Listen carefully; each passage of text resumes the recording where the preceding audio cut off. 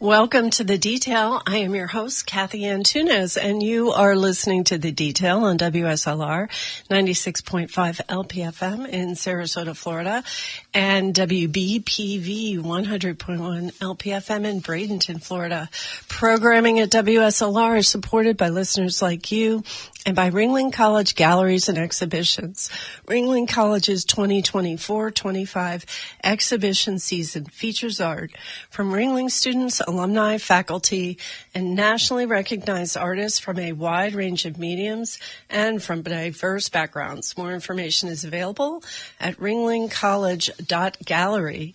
The views and opinions expressed by host guests and callers on WSLR programs are their own and do not necessarily reflect those of WSLR, its staff, or volunteers. With me today is Kelly Franklin. Kelly Franklin is a publisher of many different genres, going from psychology, architecture.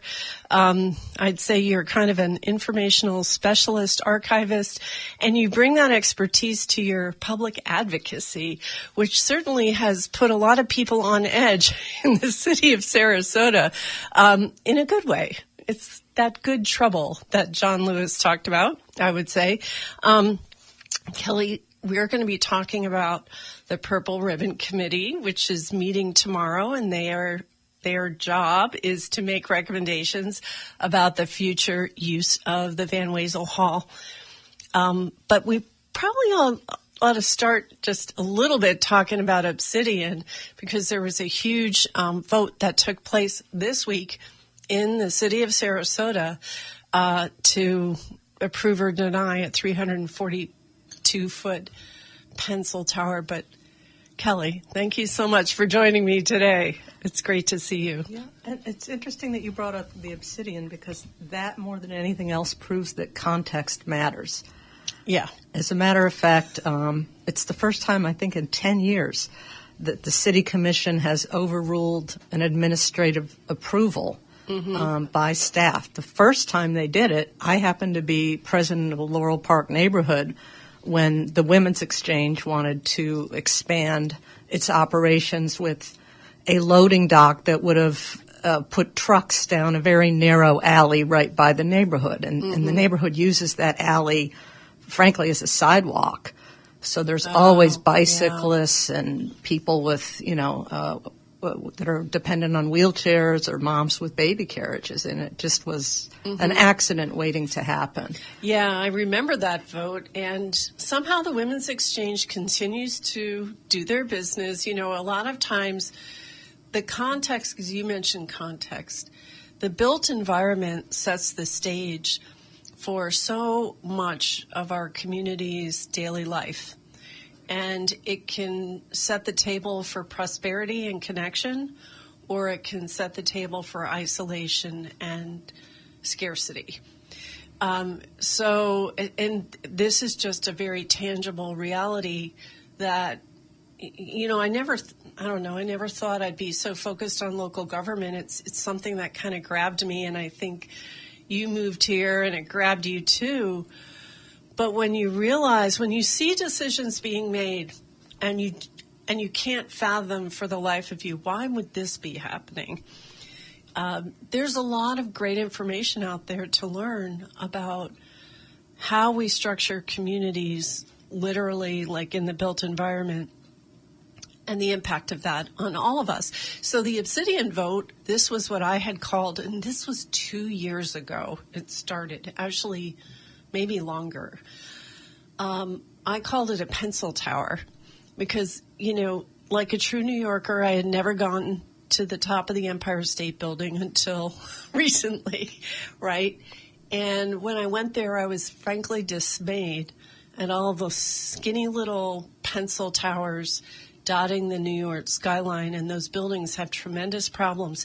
And I literally wanted to just reach out an invisible hand and snap them because I thought they looked so ridiculous. And that is the Sarasota equivalent of that, was on the city commission plate this week. And it was through administrative approval. This was the only city commission hearing that has been held on it. City administrative approval is a process where the staff basically decides if something conforms to the code and they approve it. But people fought back and said, no, this isn't conforming. What was your takeaway from that process and that vote, Kelly? Well, I was disappointed by staff's interpretation, but I don't think that the people involved now were involved when it started. The last time compatibility was discussed.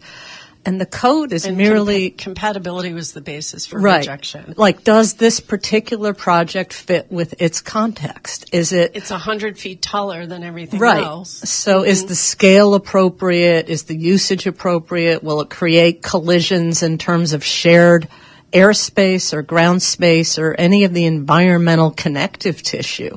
Yeah. And staff just doesn't feel comfortable looking at those more qualitative measures, so they've frankly ignored that part of the requirement. Well, I think, here's my take on it. The buck stops on the city culture.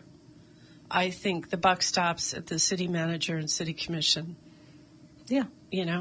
And staff is going to do their job to the extent that they are given the latitude to do their job. So for those listening, and this has been a very potent issue because this building would have towered 100 feet over the neighboring building on Bay Plaza with the obvious purpose was to get a bayfront view. The building that is a quarter-acre lot, not on the bayfront. And, in some respects, there's nothing wrong with a building be a bit taller to capture some bayfront view. But this wasn't a little. It would have decimated some very nice old-timey retail on the bottom, 7 local businesses.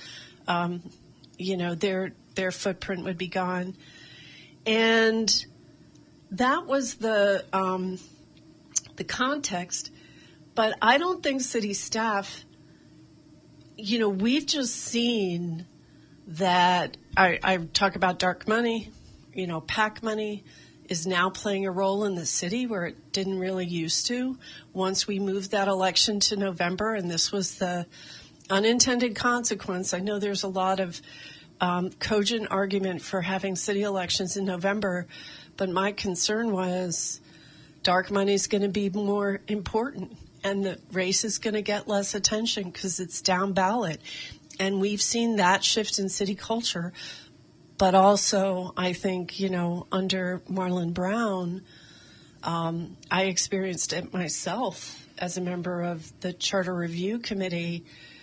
There was kind of a culture created that dismissed citizens that questioned how things were going to go and catered to these special interests that donate to dark money committees. It's kind of, how do you define the purpose of the city? Is it to serve those who are here now, or is it to build visions of a future? And there's been a lot of planning that acts as if we're not here now, that we're doing some sort of Sim City scenario rather than talking about how to fit infill into an existing, vibrant, healthy, although more and more economically stratified and less open and shared space. Yeah, because Palm Avenue, the area, taking 7 businesses out of Palm Avenue, that block would be a significant, that's probably at least a third of the businesses that are there. And to your point, if you're really going to walk this downtown walkability, vibrant, city talk, that has to matter. Putting retail on the second floor of a high-rise, in my book, that's not retail. That's not walkable retail. That's not really urban retail. So anyway, any notable quotes from that meeting you want to share? I just noticed at the very end, after they voted 4-1, to reject this particular plan, that the mayor said she was not running again. And I think that's a promise we should hold her to. You're talking about Liz Albert. Yes, indeed. I mean, she also voted against the neighborhood on the women's exchange issue and ignored the fact that in rejecting the first plan, the women's exchange actually came up with a better plan for them and for the neighbors. And the same thing happened with Selby Gardens when their first plan was rejected because it was too tall. And I hear from Molly Cardamone, who, as you know, founded CCNA and was a former city commissioner, that the first two designs of the Ringling Bridge were also rejected. Now, I wasn't around for that fight, but we all can agree it's beautiful now. It's gone back to its original designed blue colors, and it's stunning. It's a landmark. But that's not the very first pass. Right. And that's the problem with, I think, the attitude at City Hall has been trying to make it work for the developer, whatever they want, and they always want more. Too much is not enough. So whatever parameters you set, there's going to be somebody that wants to push those limits because the game to them is winning more than they're allowed.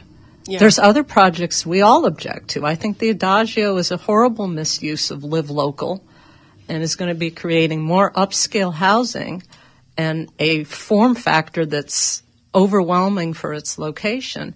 But it's been approved with administrative approval. There's nothing we can do about that because they pushed the limits of the box but didn't require any variances. The Obsidian did. Did. Just so people know, Live Local is something that came out of the state, which basically kind of obliterates I don't have it in front of me, and you probably can give it a good summary. But essentially, we've seen the state usurp local authority over planning decisions, over tree protection decisions, over campaign finance rules. There have been so many ways under the DeSantis administration, and it's a contradiction, so many ways that home rule has been undermined, seriously undermined. So, do you want to? I think there's two different things. Tree protections, I think this comes down to, again, staff has been optionally granting variances that developers ask for to clear cut that actually our code prevents. I just saw a 200-year-old live oak, the last oak on Oak Street, was taken down because it was inconveniently located in the public right-of-way. Staff didn't have to approve that. Staff opted to approve that because somebody is saying, let's tilt the scale towards development. So can I was this in a median area in the road? Yes, it was in a median, and when the project was discussed in front of the public at the development review, the city arborist was very much defending that tree. It was not marked, it was not permitted, probably because they know I lived there and would have objected had I seen the yellow ribbon that was required, and it was just taken down. Because, but it's the same thing as the Obsidian. There was leeway for an allowance in a special circumstance, and the developers came in and said, we want all that, and staff said, okay. And staff didn't used to do that, so that was a signal, a tone, an approach, a set of priorities that was coming from somewhere other than our ordinances. And it's also, our ordinances, trees are traffic calming. When a driver sees trees in the median, the psychological response from the driver is to slow down and be more careful. So there are ways at the city and the county, and it's a constant education effort where it's counterintuitive. People go, oh, the tree's in the way. Yeah, the tree does so many good things, but it also does provide a significant measure of traffic calming. And it provides the in-between spaces that are kind of the hallmark of Sarasota school architecture is a goodness of fit with the surroundings, with the landscape. That's one of the things I love about the Van Wezel is you can't get more organic than a seashell-shaped thing on the seashore. On the seashore. Right? That's inspired in form and in purpose by a shell that you would pick up and hear echoes in your ear. I mean, it's perfect for that, and it's concrete. It plays with the sort of brutalist ethos that Paul Rudolph, who's one of the fathers of the Sarasota school, pioneered. What can we do with concrete? Well, we can do these cool and very resilient forms. And the Van Wezel withstood 55 years worth of storms. And its chronological age is only 20, so it's been taking its vitamins, right? Yes, and we're going to get has. into all this. It's been doing pretty well. If you just joined me, my guest is Kelly Franklin. We are talking about a recent decision in the city of Sarasota not to build a pencil tower, but now I'd like to move on because tomorrow the Purple Ribbon Committee is meeting, and the Purple Ribbon Committee is an advisory board that was convened to determine future uses for the Van Wezel. Can you tell us, Kelly, there's so much to unpack here, but we're at the point, because this has been a couple years now, right, that the Purple Ribbon Committee has been in existence. And now the members of this committee have written their own individual reports, and they are being vetted by each other. So what's been happening with that process, and what's going to happen tomorrow? Tomorrow they're going to step through an annotated and edited draft. What happened at the last Purple Ribbon meeting was kind of a shame, because the original chair of the Purple Ribbon was an engineer who stepped down for family reasons or conflicts. Leanne Shaw. So now there's only 6 members, and the person that was named chair after Leanne stepped down is Charles Kostler, who is a theatrical designer, meaning he specializes in the kind of equipment, rigging and sound and lighting and all those inside the envelope kinds of things. He's the head of it. There are also 2 architects on that committee. Selma Goker-Wilson, who is a specialist in performing arts halls and has done work actually on the Van Wezel interiors in the past. Wow. Okay. And also Marty Hilton, who heads architecture Sarasota, and when he was at the University of Florida, he did a study of modernist architecture in the entire state, and he found that the Van Wezel was one of the top 50 examples in the state of Florida. Really? His co-author, Christine French, was hired by the Sarasota Alliance for Historic Preservation to do a kind of a natural history of the Van Wezel as a step towards national designation for this iconic building. You need to do an analysis of the structure and how it fits versus some criteria that make it worthy of designation, like being associated with a famous architect or being the kind of visual landmark that it is. So she did a thorough report and presented it to the Purple Ribbon at the last commission, or the last time they met. And this is Selma? This was Christine French. Christine French. Is as a scholar and worked with Marty Hilton, who is on the Purple Ribbon, on this roundup of the 50 most important modernist buildings in Florida. So she presented at the behest of Mr. Hilton? No, she presented because the Sarasota Alliance for Historic Preservation hired her to do an analysis, which is one of the steps one has to do in preparation for National Historic Register listing. Okay. Now, there's been a big misnomer for years that National Historic listing would prevent demo of a building. That is simply not true. In Florida, the only thing that prevents demo is local designation, meaning the city of Sarasota would have to say this building is historically important and put it in its local register. Okay. And even there, that just means that the city staff and then the historical advisory board would review any demo permit. But ultimately, the city commission can allow anything to be demoed. Okay. At any point. So I just want to pull back a little bit. So the Purple Ribbon Committee was convened a few years ago.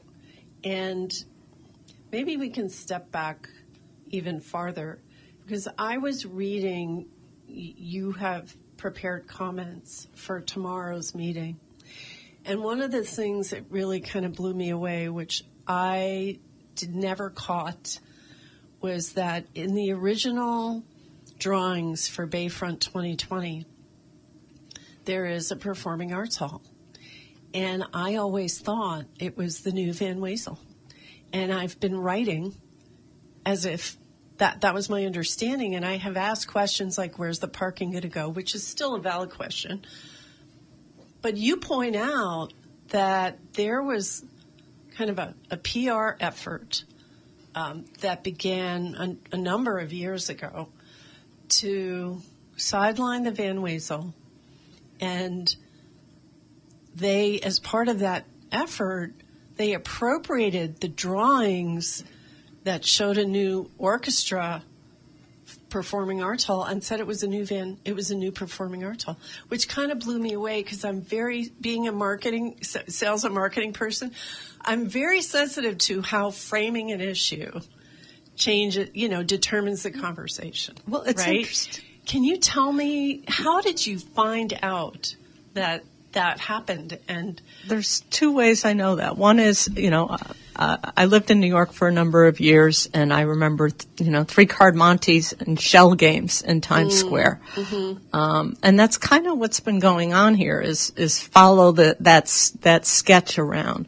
But the real reason I knew that is that in 2017, I was enrolled in a Masters of Architecture program at what is now Architecture Sarasota.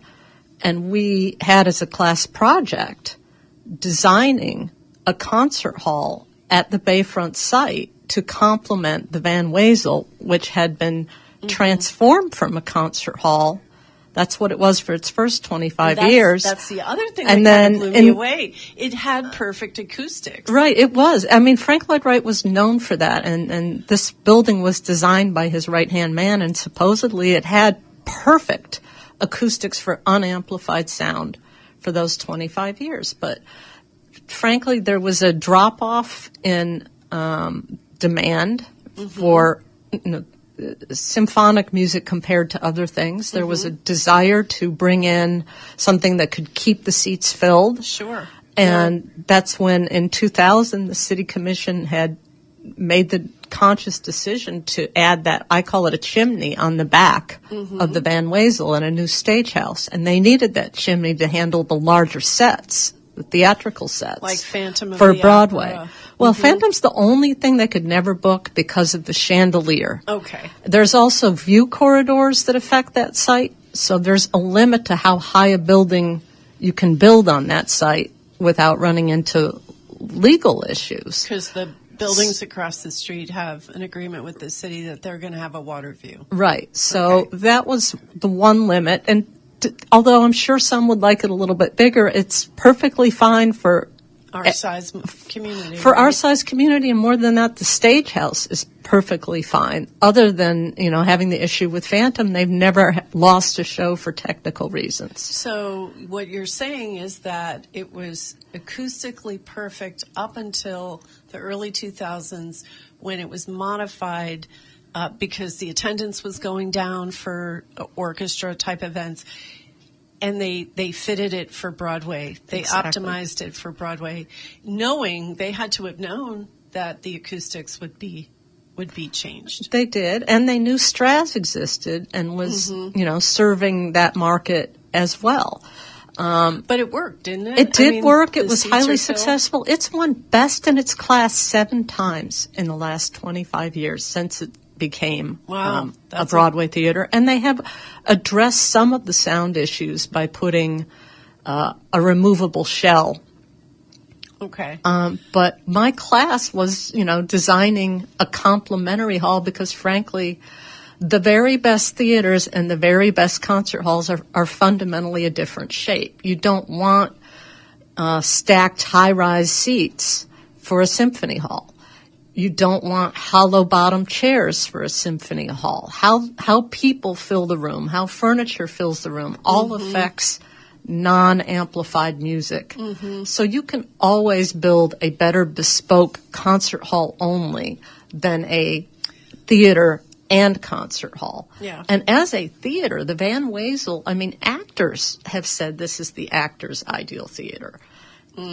Are there things that people would like differently about it? You can always have more bathrooms. But the Cairns engineering report that we've now paid for twice found that actually the gap between the seats on the Van Wezel is generous by Broadway standards. So it's a little more comfortable. I'll attest to that. I've been to both. It's definitely more comfortable than a Broadway theater. And one of the things that really changed audience perception before the disinformation campaign, and it was a disinformation planned PR campaign, but in 2011 they added bolt-on cup holders behind the seats. Oh, yeah. And that sort of gives you the squished-inness feeling. And I think we can all say we would find it less frustrating if you weren't stuck in the middle trying to get out in rush hour. Or, I think they could get rid of those. Yeah, so that might be a very easy, cost-effective solution to that audience concern. So you found out from your architectural class that was given at Architecture Sarasota, is that the name of it? And that's how you realized, this schematic, which those of us who have been following Bayfront 2020, now the Bay, it started in 2014. There was this really beautiful rendering, which was, and you can find it on Citizens for Sarasota County. You can find it on my Substack blog, just Cathy Antunes Substack, and you can see, I think it's the purple elephant in the room. I have that schematic there. And that was to be an orchestra building, not a new. So I'm really fascinated by this PR campaign. I think you are the expert because everybody, if you were here, Kelly has a binder in front of her that is very thick and full of great information. What was the genesis of what I have from the sidelines seen as an attempt to kind of convince the public that the Van Wezel is obsolete? I think it's a lack of institutional knowledge. People don't know why things were done because they don't have the context. And if you look at what I'm asking you is, but there were people who kind of went after it. Yeah. And because they didn't know what they didn't know. Oh, okay. You're talking. So, okay. I knew because I'd done the class research when the architectural students did the models. I'd come across market research that the city and the foundation had done. Which foundation? It was then called the Van Wezel Foundation. Okay. And they had commissioned from AMS, which is a consulting firm in that industry, a report that showed that Tampa affected the kind of Broadway that we could book. So that was in writing, and it was paid for by the foundation. So was an analysis of... And this was the Van Wezel Foundation. This was the Van Wezel, and they looked at the, at that point in time, people were talking about convention centers. The orchestra has been wanting its own dedicated hall since this was converted. So there was all kinds of balls in the air. And if you really go back, around 2005... after they did the conversion, before they sort of fixed the sound problems with the orchestra show, the city had hired, and the foundation did, an organization called Coopers that did a plan that kind of was similar to what Taliesin did for that Bayfront site 50 years ago. They showed the Van Wezel, and then they showed a new hall to replace Holly Hall as the concert hall. And then they showed another shape that was meant for the players before they ended up selling their building. There have been discussions for 25 years about what we might need, and that's been shifting because the people involved have changed. And so somewhere around 2008, 2018, right when Bayfront 2020 was happening, and right after my architecture class had designed these concert halls to complement the Van Wezel, the orchestra announced it was going to build in Payne Park, which is a whole separate show. Yeah, well, that's I have some familiarity with that too, yeah, but leaving that aside, you protected Payne Park, right? And then the board of the Van Wezel Foundation shifted. They got a new chairman who seemed to want to make a splash. There was a push to look at redevelopment around parks. Not just city parks, but county parks, statewide parks. We're a tourist destination, and people are very confused as to what the term park means. Does it mean parking lot? Does it mean, what is a culture park? We have no idea. But to some people, it's the shapes they saw in the drawing in the Cooper's plan. To some, it's the shapes they saw in the drawing of the Bayfront 2020 plan. We've had moments where the Van Wezel was literally just disappeared from the Bay plan. Yeah. That it was treated like the abandoned Selby Library was. So I want to stop you there. What was the turning point when it became evident to you that there was a concerted effort by their own foundation, the Van Wezel Foundation itself, which has, the responsibility for stewarding that concert hall? They flipped. I mean, maybe when it was a new director came that wanted to make a splash, but we started hearing rhetoric that this was some kind of obsolete junk building that had to go. I'm being deliberately graphic in my to me it was like, wow, here's this building we're all proud of, and now it's junk.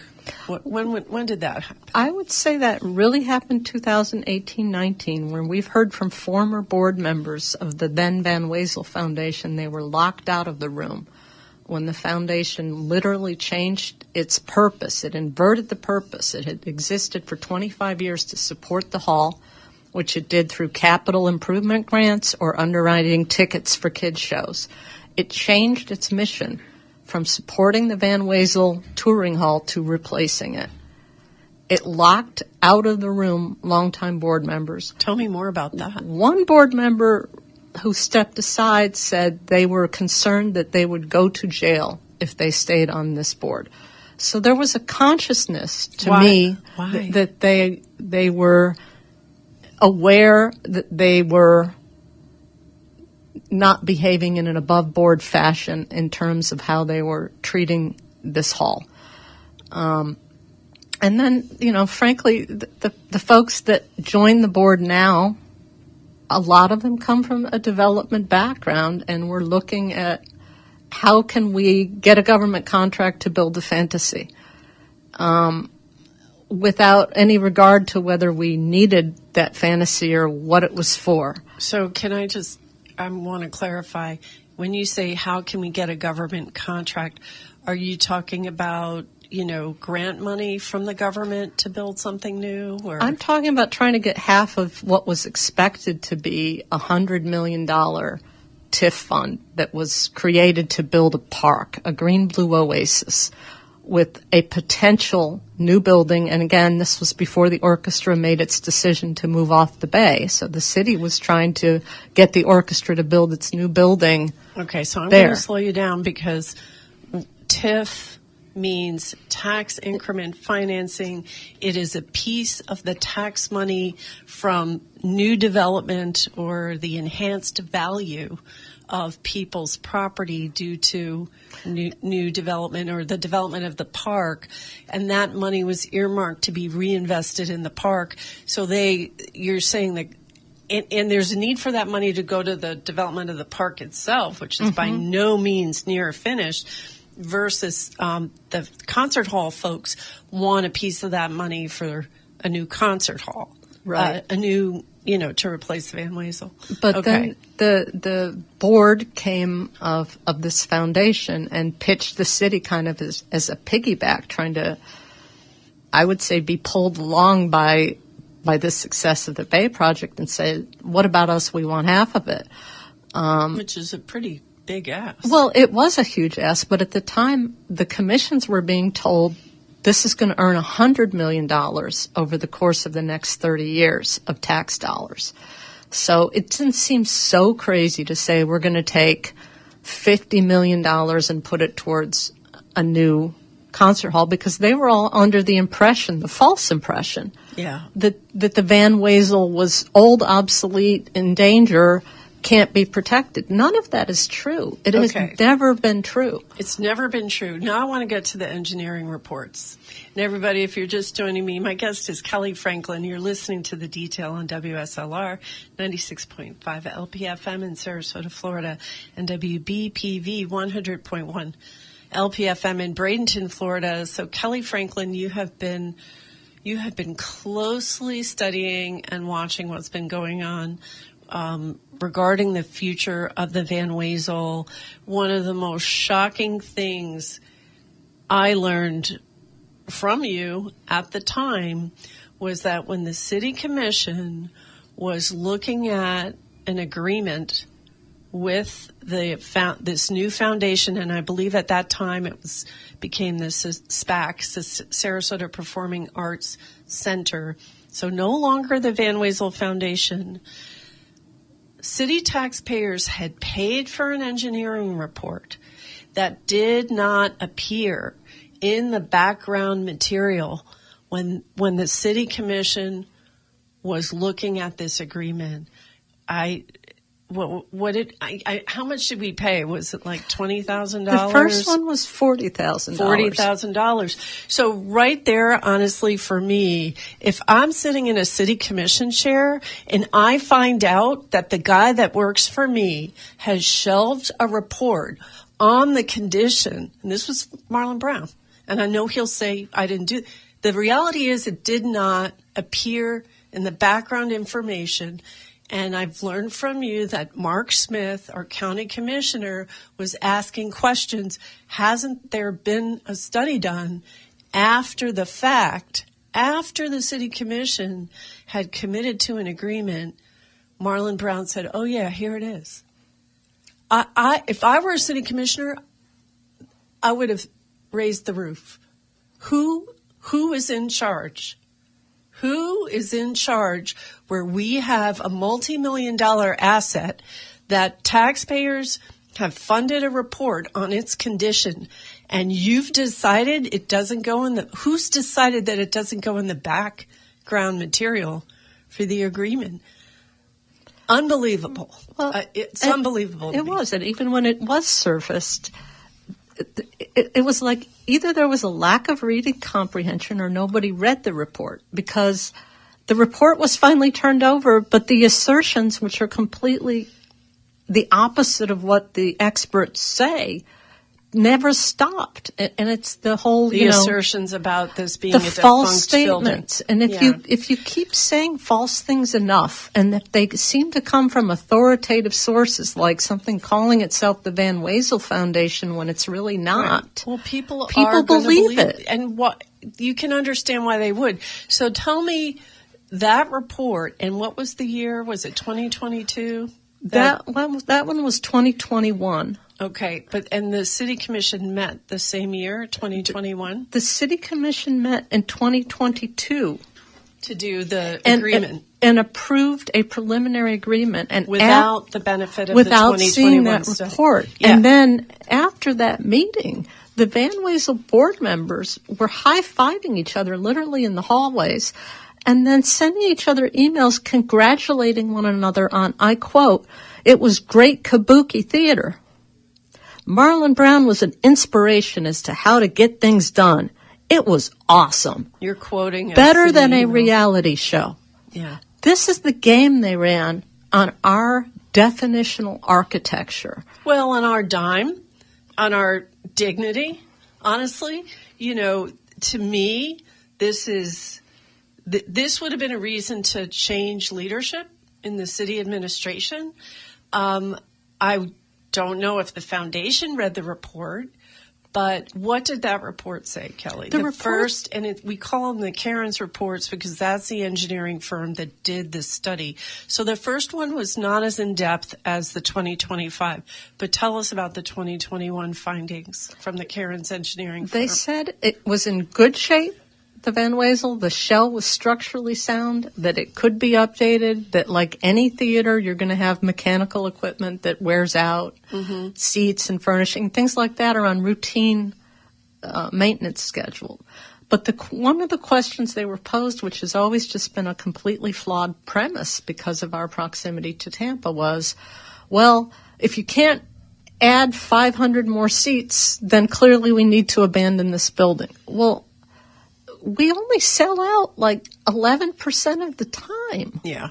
And even if we had a larger theater with more seats, we still have the problem of Tampa. And until Tampa says we're not interested in blocking you from Broadway, and there's no reason for them to do that, we will always get not the very first run touring Broadway. These are blackout clauses with performers who understandably, if Tampa signs a show, they're going to require that in a 90-mile radius, you're just going to perform here because we don't want you going down the road a week from now and pulling from our potential market. Right. And that is a standard industry practice. Yep. And we've even confirmed that not only does that pattern exist on this coast, but it exists on the East Coast, where you have the same kind of, Miami, Broward County, and West Palm Beach have sort of the same sort of situation. Yeah, and it seems to me you want to be selling out a portion of the time. If you're selling out all the time, you need a new hall. If you're never selling out, then you've overbuilt. Right. And if you have an orchestra that is focused on building a dedicated concert hall, why are we competing with them? You have to anticipate the market's going to shift. Yes. Yeah. Yeah. So that was the 2021 Cairns Engineering Report concluded that there was waterproofing that could be done, but the building was structurally sound.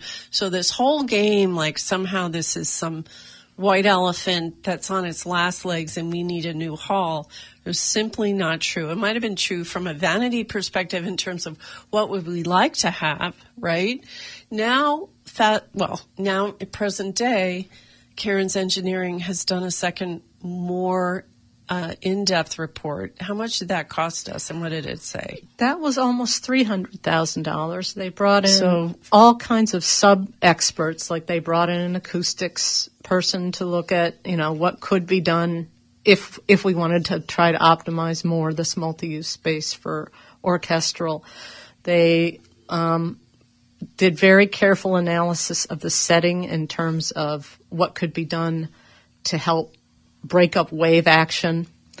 And they found that, yes, that building and everything on the bay is vulnerable if we get hit by a Category 5 hurricane from the north. Sure.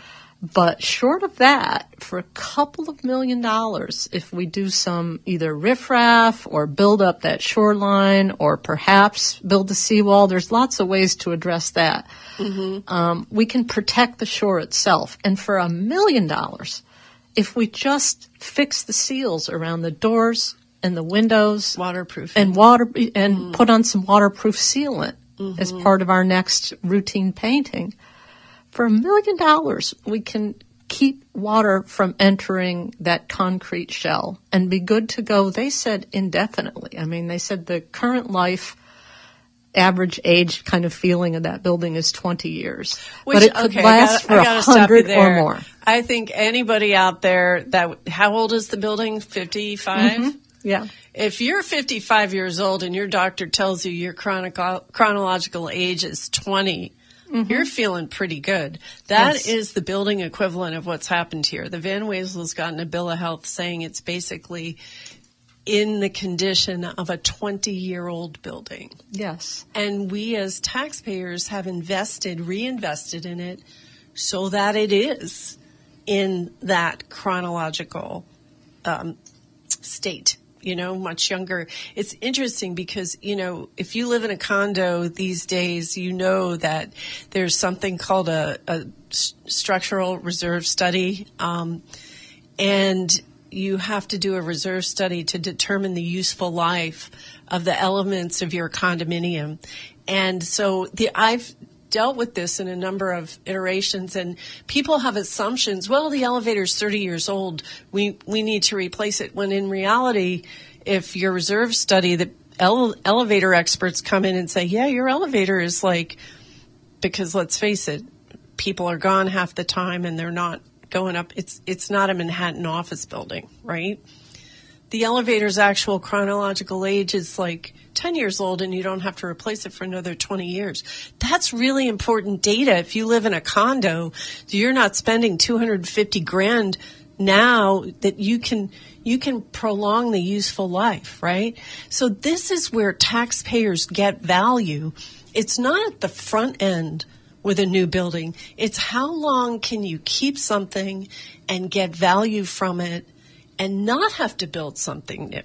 Yes. So to me, it's if you're really stewarding city resources and you've been told that your major performing arts hall is 20 years old in terms of its functional age, why in the world are you in a hot hurry to replace it? Because the back end is where you're getting the value as a taxpayer. And things are going to continue to age. So even if you're in a new envelope, yeah, you're going to have to upgrade the systems and upgrade the facilities on an ongoing basis forever. Mm-hmm. But what the experts were saying is there's no reason this hall, like the Oslo, like the Opera House, like some of the, the Sydney Opera House, can't keep going in perpetuity if we take good care of it. Yeah. And there's no reason not to do that. But there's the reasons, people want something different. And I would just say, just acknowledge you want something different, but don't try to trash this and say that it doesn't work or it's not, it's on its last legs. And Kelly, how about, there is sea level rise. Ultimately, someday, maybe it will no longer make sense. But for the time being, it does make sense, right? According to the engineers, to keep the Van Wezel. And all that being said, even if you were going to build something new, why would you put it a couple hundred yards away where it's still vulnerable to sea level rise? Even if you can. I asked Bill Waddell, look, Bill, listen, even if we can do this, is it really smart to put something so close to the water? And no. You're shaking your head no. But some people, will do anything for money. And there are people who have been well paid to try to make this case. Well, and some people just want, I understand the appeal of it, right? I don't, because I understand the importance of this building to Sarasota's identity. Yeah. And it has been degraded. Yeah. And of all the things, of hiding data and ignoring reality, of all the things that bother me about the situation, it's taking away our purple pride. It's taking away something that we always looked at as this makes us unique. It tells the world who we are. We're not pretentious. We are playful. We are fun. We are some sort of giant SpongeBob. What's that? Yeah. When I moved here, my aunt lived on Longboat. She's passed away, but she, that was one of the things she did talk about it and how proud, the community was, and we get great shows here, and it's a wonderful place. And it is sad to see a strategy used to undermine something that's been a point of civic pride. It's just kind of sad. Now, what would you say to Michael Halflins, who's quoted in one of the reports? And I think, I have some lovely architect friends who would take issue with the idea that the Van Wezel's a masterpiece. I mean, this is opinion. But even if it isn't, my point would be, you're going to have architect debate about whether this is a masterpiece or not. And Halflin says, no, it's not. He's a former planning board That was commissioner. Fascinating and a perfect example of the kind of cherry-picking hatchet job that, frankly, the chair of the Purple Ribbon did. Because that quote was from 8 years ago when they were talking about tearing down the Van Wezel and the rest of the article. And he literally only included the first half with Michael Halflans.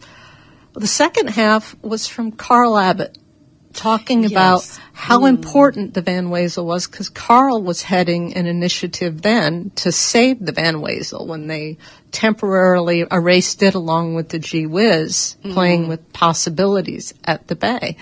So I don't know how Michael Halflans feels about it now. I don't really care. I don't care whether you love it or I love it or anyone loves it.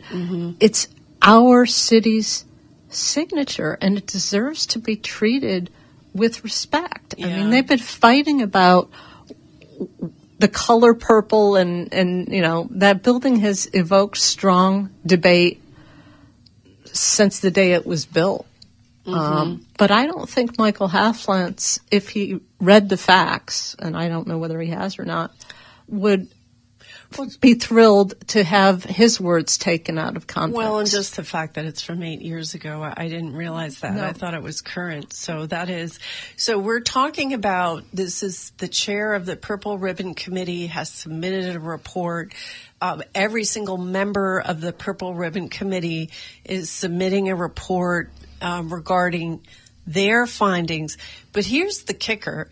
And in the last meeting, it was a point of discussion, and your husband was there at the meeting clarifying, saying, listen, the actual charge in the resolution that the city commission put forward to create this committee, your committee is charged with finding future uses. It's not charged with deciding whether or not to get rid of it. It's not charged with anything regarding this building's demise. Your only mission is determining future use.